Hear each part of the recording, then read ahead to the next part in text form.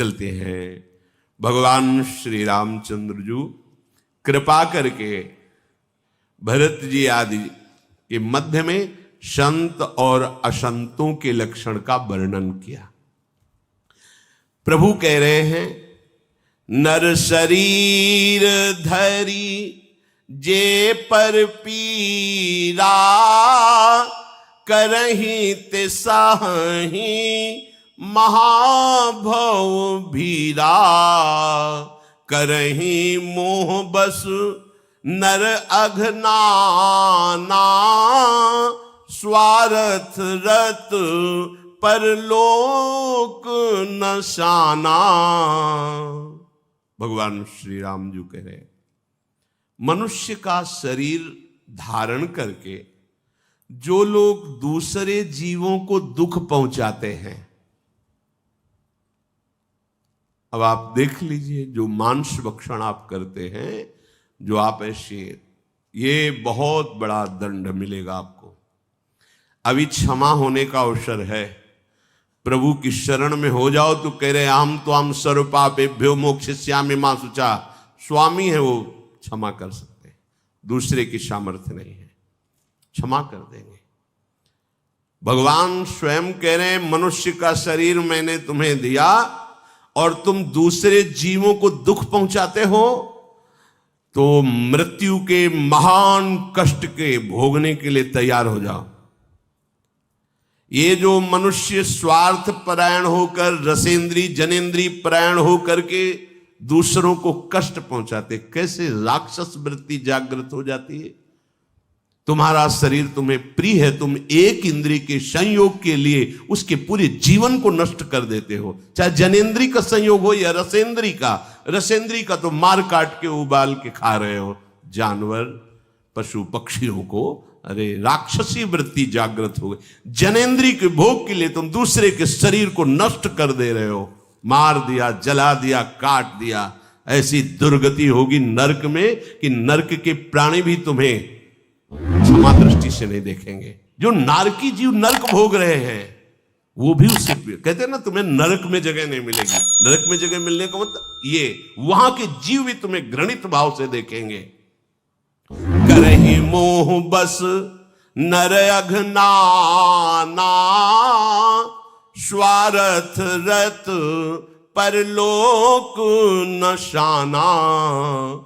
काल रूप तिन कहा मैं भ्राता, शुभ अरु अशुभ कर्म फल दाता।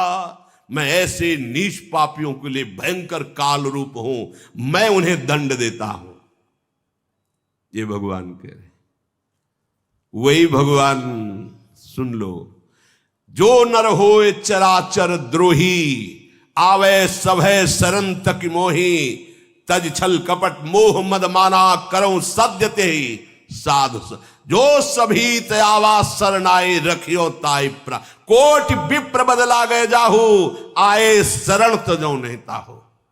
ये शरणागत, अगर भगवत शरण नहीं हुए, मनमानी आचरण करते करते तुम्हारा जीवन भगवत विमुख व्यतीत हो गया, तो काल रूप तिनकर मैं भ्राता, मैं उनके लिए भयंकर काल रूप हूं। और उनकी शुभ अशुभ कर्मों की जो दुर्गति होती, वो मैं उनको स्वयं देता हूं। अस विचारी जे परम शयाने, भजहि मोहि संसृत दुख जाने। हे भाई, जो विचारवान जन है, वो ऐसा समझकर, जो परम चतुर है, वो अपने आप को बचा लेते हैं। मानो आपको पता नहीं था इतना भयंकर होते हैं अपराध, अब आप सुन रहे हैं तो नियम ले अब लो निशानी, ना ना ना, अब तो गलती हो गई, जीवन में गलती नहीं करेंगे। हे प्रियाजू, हे हरि, मैं आपकी सब सच्ची मानिए, बिल्कुल सब माफ हो जाएगा। बड़े कृपालु भगवान हैं, वो अगर कृपा न करे, बहुत करुणाशील है। एक गांव में एक संत मंडली पहले भ्रमण करती रहती थी। वहां पहुंची तो पूछा, कुछ लोग थे कि यहां कोई पवित्र स्थान बगीचा आदि हो तो अपने ठाकुर जी विराजमान करें, उनकी सेवा करनी। तो फिर भोग राग, आरती, पूजा। तो वो उद्दंड कुछ होते हैं गांव के विनोदी, तो उन्होंने एक वैश्या का बगीचा था, कहा बहुत पवित्र बगीचा वो है गांव के किनारे, उसमें आप अपने ठाकुर जी को। सहज स्वभाव संतों का होता है, संत सरल चित जगत हित, स्वभाव सरल जगत मंगल भावना। तो विश्वास हमारा धन होता है, तो कोई जो बोले तो बिना बुद्धि लगाए विश्वास कर लिया, दोबारा पूछने की जरूरत नहीं। गए बगीचे में, जल छिड़का गया, सोहनी लगाई गई, ठाकुर जी विराजमान हुए, श्रृंगार हुआ, जब आरती हुई, शंख घंटा नाद। तो अपने बड़े मकान में रहती थी, वहां से झांक के दिखा, रे मुझ नीच पापिनी की यहां संतों का आनंद, संत दरस जिम पातक। पहली दृष्टि में क्या उत्तर अंदर से आया, मैं कितनी नीच पापिनी, फिर भी आज सौभाग्य संत मंडली। अब तो जाना चाहिए, सब संतों के चरणों में प्रणाम करना चाहिए। तो उस समय हीरे जवाहरात थाल में सजाए लेके रखा, प्रणाम किया। तो उनमें जो संत मंडली के मुखिया थे, उनसे कहा भगवान ये सब भगवान की सेवा में और संतों की सेवा में लगा दे। उनका पुत्री मुझे अपना परिचय दीजिए। अब वो कभी जीवन में किसी ने पुत्री नहीं कहा था, और इतने महापुरुष के अमृतमय वचन जब, तो आंसू आ गए। कहा भगवान परिचय अगर जानोगे तो हमें दबका के भगा दोगे।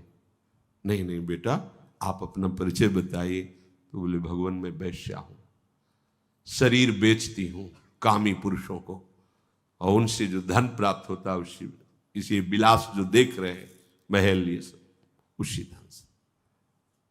रो पड़ी, क्या भगवान मुझ जैसे नीच का भी कल्याण हो सकता है? कहा हाँ बेटा, अगर तुम्हारा कल्याण ना होना होता तो हम लोगों को ठाकुर जी यहां लेके ही नहीं आते। जब द्रवहि दीन दयालु राग हो तो साधु संगति पाए। जिसका अंतिम जन्म होता है कि अब संसार चक्र में नहीं आना, उसे साधु समागम प्राप्त हो जाता है। तुम भगवान फिर इसका भंडारा करो। बोले नहीं, प्रयोग तो हम नहीं कर सकते, क्योंकि अपवित्र चेष्टा के द्वारा कमाए हुए धन से यदि उसका प्रयोग किया जाए तो अपवित्र बुद्धि हो जाती है। हाँ, उपाय तुम्हें हम बताए देते हैं। तुम अपने समस्त आभूषण रत्नों को बेचकर एक सुंदर मुकुट तैयार कराओ और ठाकुर जी माथे पर मुकुट धारण करवाओ, तुम्हारे सारे पाप नष्ट हो जाएंगे। अब आज से तुम वैश्यावृत्ति का त्याग करो। अब लो नशानी, अब ना नशे।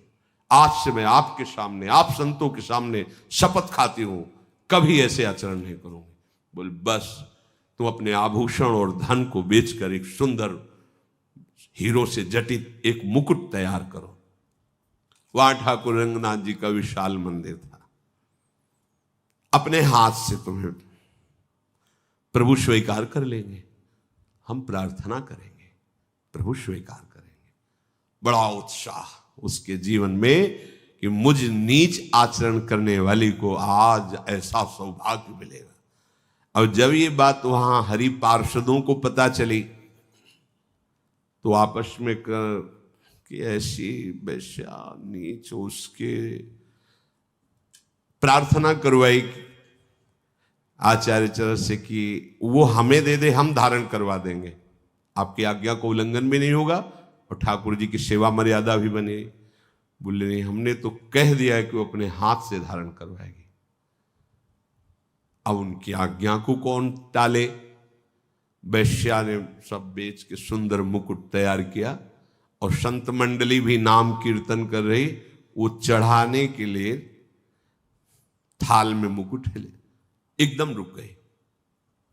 उनका बेटा रुक क्यों गई?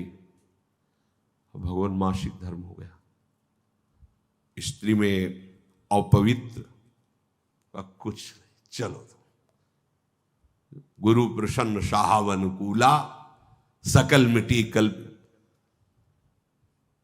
सब पार्षदों ने कहा भगवान अब तो बिल्कुल अमर्यादित चेष्टा है, वैश्या वो भी अपवित्र, मासिक धर्म। तो उनका ठाकुर जी अगर मुकुट ऐसे करते ही सर झुका दे तो मान लेना है ठाकुर जी की इच्छा, अगर ना झुकाए तो मेरा अपराध। जे ही कदम आगे बढ़ाया तो ठाकुर जी ने सर झुका दिया। और इतने करुणा वरुण वाले हमारे प्रभु हैं, तो हमको डरना भी नहीं। जो हमसे गलती अब तक हुई है चिंता मत करो। कोटि विप्र बध लागे जाहू, आए शरण तजौन। जो नर होए चराचर द्रोही, चराचर का अपराध करने वाला हो और भगवान की शरण में आ जाए तो भगवान स्वीकार कर लेते हैं। यहां भगवान कह रहे हैं कि वही चतुर है। अस विचारी जे परम शयाने, भजहि मोहि संसित दुख जाने। ये संसार दुखमय है, भोगों की लुभावनी इस वाटिका में भूल मत जाना। नहीं, पापाचरण ही पापाचरण केवल बढ़ाता चला जाता है ये भ्रम। त्याग ही कर्म शुभाशुभदायक, बहुत सूक्ष्म बात है। भजहि मोहि सुर नर मुनि नायक। जो मेरे शरणागत जन होते वो शुभ अशुभ दोनों का त्याग कर देते हैं। शुभ अशुभ दुर्ग विध्वंस बल तब जयति जयति जग उच्चरय।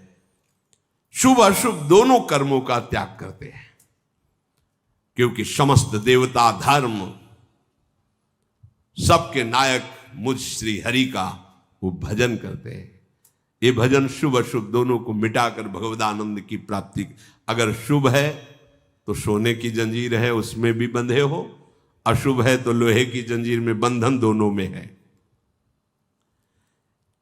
जो मैंने संत और असंतों के गुणों का वर्णन किया, इनको समझ करके संतों का संग करो और असंतों के संग का त्याग करो, तो तुम जन्म मरण के चक्र से मुक्त हो जाओगे।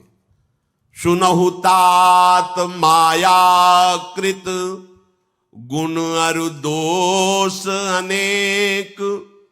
गुण याऊ भय न देखी हैं, देखी सो अभिवेक। हे तात, हे भाई सुनो, ये सब माया के रचित गुण दोष हैं। इनकी कोई सत्ता नहीं है, न गुणों की न दोषों की। इसलिए सच्चा गुण विवेक यही है कि यहां ना किसी के गुण देखो ना दोष देखो, सब में भगवत भाव करो और निकल चलो इस माया से। भगवान के श्री मुख के वचन सुनकर समस्त भाई और श्री हनुमान जी आदि बड़े आनंदित हुए। हृदय में प्रेम नहीं समा रहा, बार बार विनय कर रहे हैं। विशेष करके हनुमान जी को अपार आनंद हो रहा है। भगवान श्री राम जी फिर अपने महल को गए। बड़े बड़े ऋषि मुनि भगवान के दर्शन के लोभ से आते ही रहते थे अयोध्या में। श्री नारद मुनि तो प्रायः अयोध्या में ही भगवान के नवीन नवीन रूप और नवीन लीला चरित्रों का दर्शन करते और ब्रह्मलोक में जाकर के ब्रह्मा की सभा में गान करते। ब्रह्मा भी आनंद मगन हो जाते अवधपति भगवान श्री राम के पावन चरित्रों को नारद जी के श्री मुख से सुनकर। सनकादि मुनि नारद जी की सराहना करते। यद्यपि वो ब्रह्मनिष्ठ महापुरुष हैं, पर भगवान का रूप और भगवान की लीला ऐसी है कि वो ब्रह्म समाधि को भूल करके भगवान के रूप और लीला चरित्र में मगन रहते हैं। सनकादिक नारद ही सराहि, यद्यपि ब्रह्म निरत मुनि आहहि। सुनि गुण गान समाधि विसारी, सादर सुनहि परम अधिकारी। जीवन मुक्त ब्रह्म पर चरित सुनहि तज ध्यान। जे हरि कथा न करहि रति, तिनके ही पाशान। सनकादि जैसे महापुरुष ब्रह्मनिष्ठ जो है वो ब्रह्म सुख का त्याग करके हरिश शरणम और भगवान के पावन चरित्रों का गान करते सुनते रहते हैं। ऐसे भगवान के चरित्र कथा प्रसंगों में जो रति नहीं करते उनका हृदय सचमुच बड़ा कलुषित है, पत्थर के समान है। एक बार श्री रघुनाथ जी ने सबको बुलाया, गुरु वशिष्ठ जी, सब ब्रह्म ऋषि, नगर निवासी, अयोध्यावासी, मुनि, ब्राह्मण सब आए। सबको यथा योग्य सम्मान सहित बैठाला गया और भगवान सबसे कह रहे हैं, सुनहु सकल पुरुजन मम बानी, कहूं न कछु ममता उर आनी, नहीं अनीति नहीं कछु प्रभुताई, सुनहु करहु जो तुम्हें ही सुहाई। सोई सेवक प्रीतम मम सोई, मम अनुशासन माने जोई, जो अनीति कछु भाषों भाई, तो मोहि बर जेहू भय बिसराई। भगवान राजाधिराज श्री रामचंद्र जी महाराज सबको सम्मान से बैठाल कर कहा, हे पूज्यजनों, हे नगर निवासियों, मेरी बात सुनो। मैं किसी ममता से प्रेरित होकर बात नहीं कर रहा हूं और कोई अनीति की बात नहीं है, और ना मैं इस प्रभुता से कह रहा हूं कि मैं चक्रवर्ती सम्राट पद पर बैठा हूं तो तुम्हें सुनना ही होगा, मानना ही होगा, ऐसा भी नहीं है। तुम्हें संकोच और भय छोड़ करके मेरी बात सुनो और यदि अच्छी लगे तो उसे स्वीकार कर लेना। देखो, मेरा वही सेवक है, मेरा वही प्यारा है जो मेरी आज्ञा का पालन करे। सोई सेवक प्रीतम मम सोई, मम अनुशासन माने जोई। यदि मैं थोड़ी भी गलत बात, अनीति कह रहा हूं तो आप खड़े हो जाना और बेखटके मुझे रोक देना कि तुम गलत बोल रहे हो।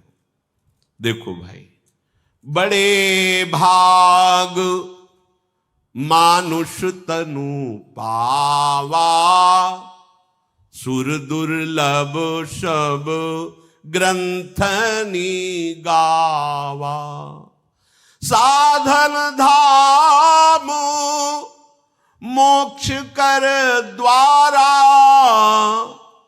पाई न जेहि परलोक संवारा, सो परत्र दुख पावई, सिर धुनि धुनि पछिताई, काल ही कर्म ही ईश्वर ही मिथ्या दोष लगाए, यही तन कर फल विषय न भाई, स्वर्ग स्वल्प अंत दुखदाई, नर तनु पाई, विषय मन देहि पलटी सुधाते, 60 विष लेहि। श्री भगवान ने कहा, बड़े भाग्य से मनुष्य शरीर मिला है। सब ग्रंथों में इस मनुष्य शरीर की बड़ी महिमा गाई, दुर्लभो मानुषो देहो। ये शरीर की चाह देवता भी करते हैं कि मुझे भारत भूमि में मनुष्य शरीर मिले, लेकिन दुर्लभ है, बड़ी कठिनता से मनुष्य शरीर मिलता है। इसमें साधना करके हम मोक्ष पदवी प्राप्त कर सकते हैं। जो मनुष्य शरीर प्राप्त करके भजन नहीं करते, परलोक नहीं संवारते हैं, वो महान दुख प्राप्त करता है। भगवान के वचन है। सिर पीट पीट कर उसे पछताना पड़ेगा एक दिन। वो काल पर दोष लगाता है, भैया समय साथ नहीं दिया, बड़ा विपरीत समय है, अब क्या करें। वो ईश्वर पर दोष लगाता है ही ऐसा। ईश्वर पर, कर्म पर, काल पर मिथ्या दोष लगाता है। भाई, इस शरीर को अगर आप भोगों में न लगाएं, अधर्म युक्त भोगों में, तो आपका सब काम बन जाएगा, फिर भजन करने में रुचि बढ़ने लगेगी। अगर अधर्म युक्त भोगों में लगाओगे तो पापवंत कर सहज स्वभाव, भजन मूर्ति भाव न काऊ। ये शरीर तुम्हें विषय भोगों के लिए ही केवल नहीं मिला है, ये भगवत प्राप्ति के लिए ही केवल दिया गया है। अभी समझ में नहीं आ रहा है, जब ये छिन जाएगा तब समझने कि जो योग्यता थी वो भी छिन जाएगी। अन्य जीवों में एक एक इंद्रियों की विशेषता होती है। कोई घ्राण इंद्रिय, कोई नेत्र इंद्रिय, कोई श्रवण इंद्रिय से काम चलाता है। अपने सब इंद्रियां पुष्ट, विवेक पुष्ट, आप जो चाहो वो स्वरूप प्राप्त कर सकते हो। ये शरीर विषय भोगने के लिए नहीं मिला भाई। इस जगत के भोगों की बात क्या, स्वर्ग के भोग भी बहुत लघु हैं। पुण्य खत्म हुए फिर जन्म होगा, अंत में दुख प्राप्त होता है स्वर्ग भोगी को भी। अतः नर्तन उपाय विषय मन देहि, पलट सुधाते सठ बिसलेहि। जो मनुष्य शरीर प्राप्त करके भजन न करके, भगवत आज्ञा के अनुसार न चलकर, धर्माचरण न करते हुए मनमानी आचरण, अधर्म आचरण और भोगों को हिंसा दोष आदि वृत्तियों से युक्त होकर भोगता है, बोले वो अमृत का त्याग करके विष का पान कर रहा है। पारसमणि को खोकर कोई घुघुची उठा ले, उसे कोई बुद्धिमान नहीं कहते। यहां तुम जितना बटोर रहे हो वो सब घुंघुची के समान है। यदि राधा राधा पारसमणि नहीं जपे तो हरिवंश महाप्रभु भी कहते, मणिगण पुंज ब्रजपति छाणत हित हरिवंश कर गही कंचु। मणि को छोड़कर कांच बटोर रहे हो, हाथ कुछ नहीं लगेगा। नाम जप परम धन है, नाम जप परम व्रत है, नाम जप परम ज्ञान है, नाम जप परम सुख है। आप जप के तो देखिए, कोई उसे बुद्धिमान नहीं कहता जो पारसमणि फेंक करके घुंघुची उठाए।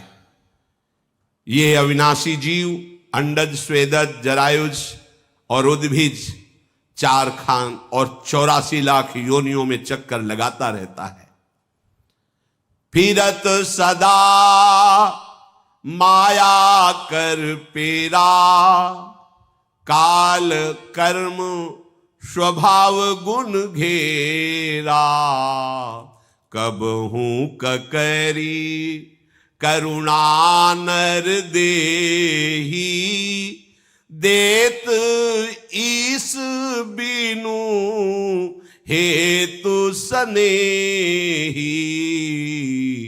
नर तनु भव बारिध कहूं बेरो, सन्मुख मरुत अनुग्रह मेरो। करल धार सदगुरु दृढ़ नावा, दुर्लभ साज सुलभ करि पावा। जो न तरे भवसागर, नर समाज यस पाई। सो कृत निंदक मंदमति, आत्मा हन गति जाई। 4 और 84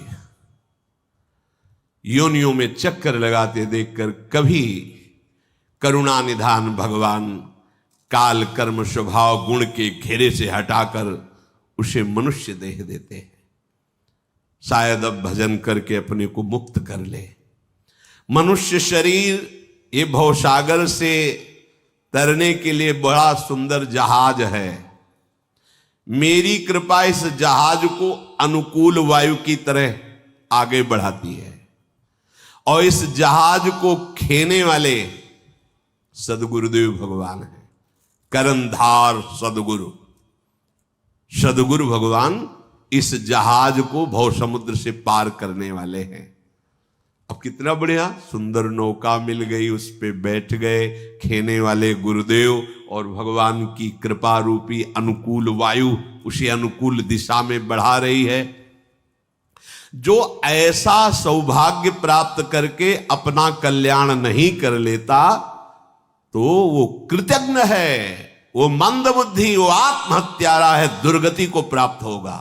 भगवान कह रहे हैं जो न तरे भवसागर नर समाजस पाए, सो कृत निंदक मंदमति आत्मा हन गति जाए। वो आत्महत्यारा, वो निंदनीय, वो दुर्गति को प्राप्त होता है।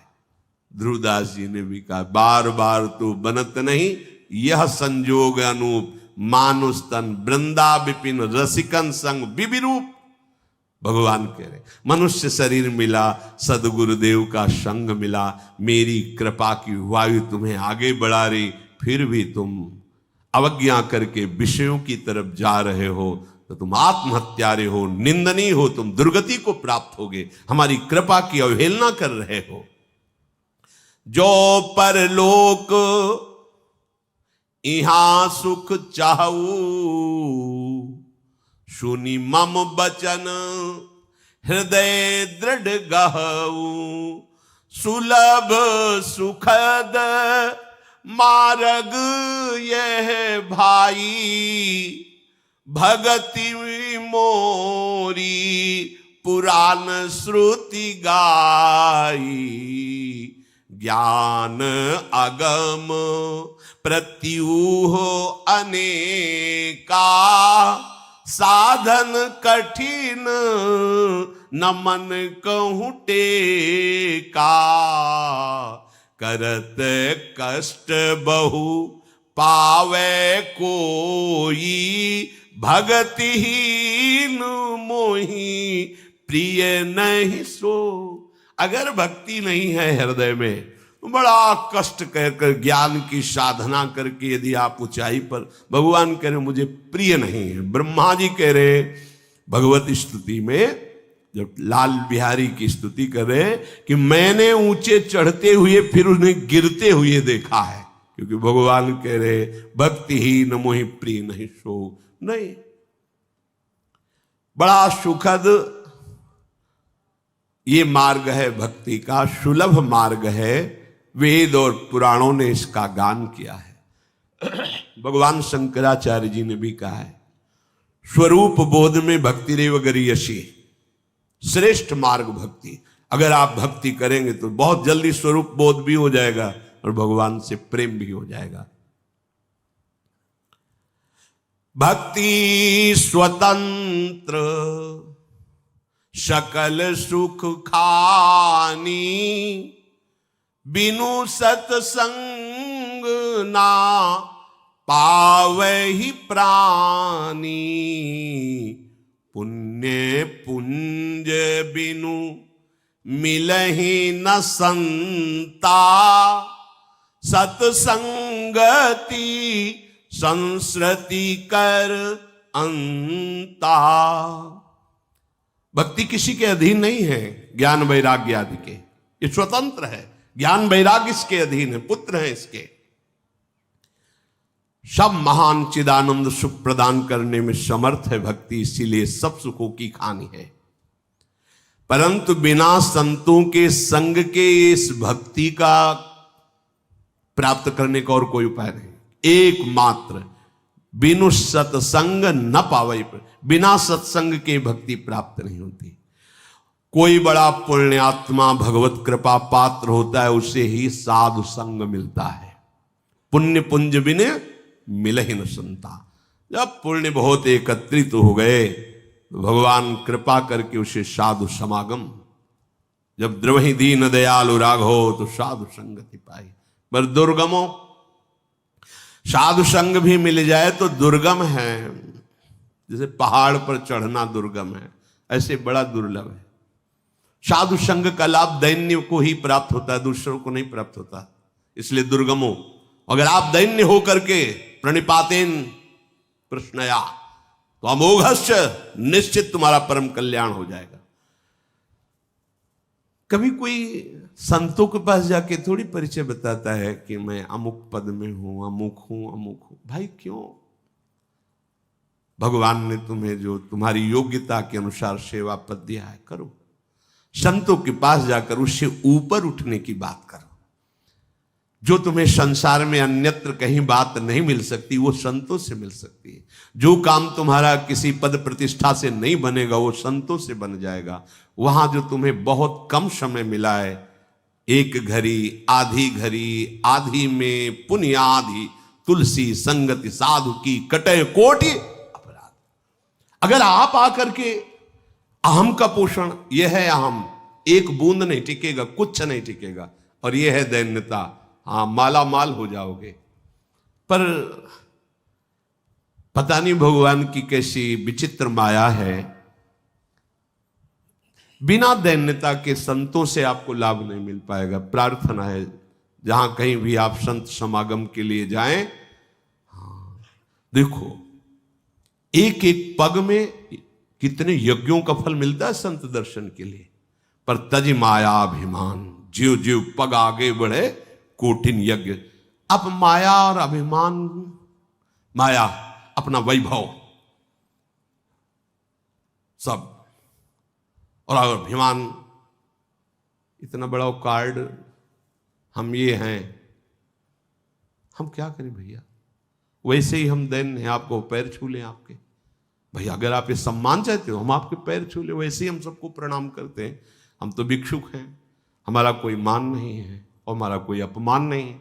अगर आप हमसे मान चाहते हो तो कैमरा ऑन करो, हम एक एक के चरणामृत उतारते, सबके पैर छूते, आपका कल्याण हो जाए, आप सुखी हो जाओ।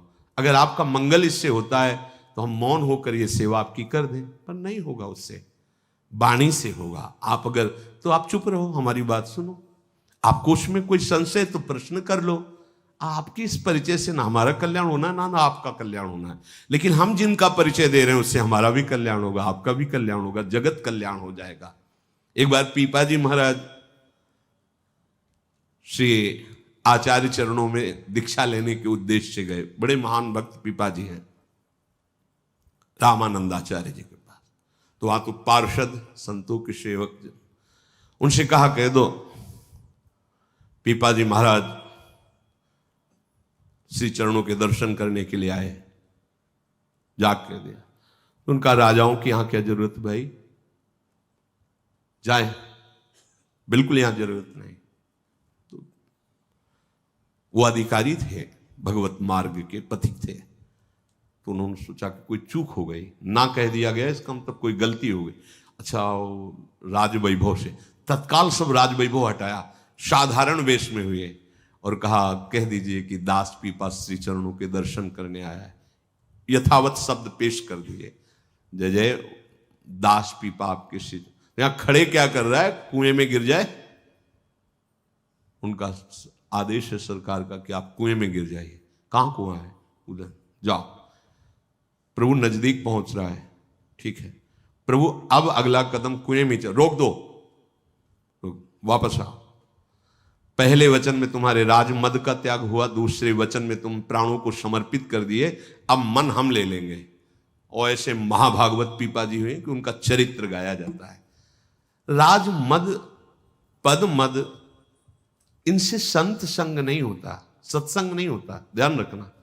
भगवान शंकर भी सत्संग सुनने गए काकभूषुंड जी की सभा में, तो ये परिचय नंदिकेश्वर जाकर के देते कि काकभूषुंड जी देवादिदेव महादेव आए सत्संग सुनने। तो काकभूषुंड जी हाथ जोड़कर खड़े होकर नीचे, कभी बोल नहीं सकते थे उनके सामने, क्योंकि ज्ञान समुद्र भगवान। पर ऐसा नहीं, हंसूर के सबसे पीछे बैठ गए।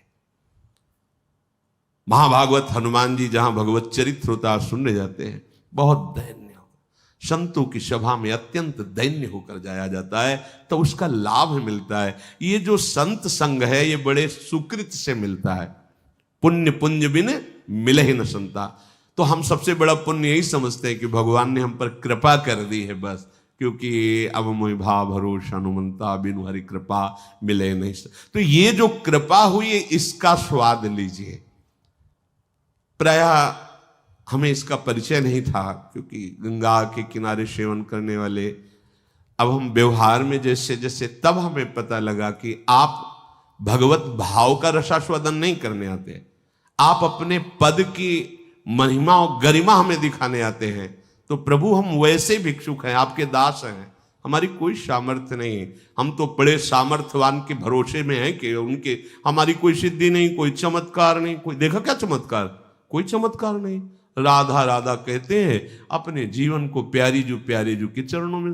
तो हम, आपका काम हमारे यहाँ तो कोई चमत्कार है नहीं कि काम बन जाए। हाँ, सबसे बड़ा काम है कि आप शोक चिंता रहित होकर, जन्म मरण के चक्र से रहित होकर परमानंद में डूब जाएंगे। उसके लिए नाम है, उसके लिए भगवत चर्चा है, भगवत आश्रय, उसमें ये अहंकार बाधक है, उसमें ये अहंकार बाधक है। ये बहुत, एक बार गोस्वामी श्री बनचंद्र जो महाराज, किसी दैन्य भक्त ने बहुत प्रार्थना की थी, आचार्य चरण कृपा करके पधारते भी थे, तो प्रार्थना की थी, तो उसके घर गए, तो वहीं पास में कोई अरब खरबपति शिष्य भी थे बनचंद्र महाप्रभु के।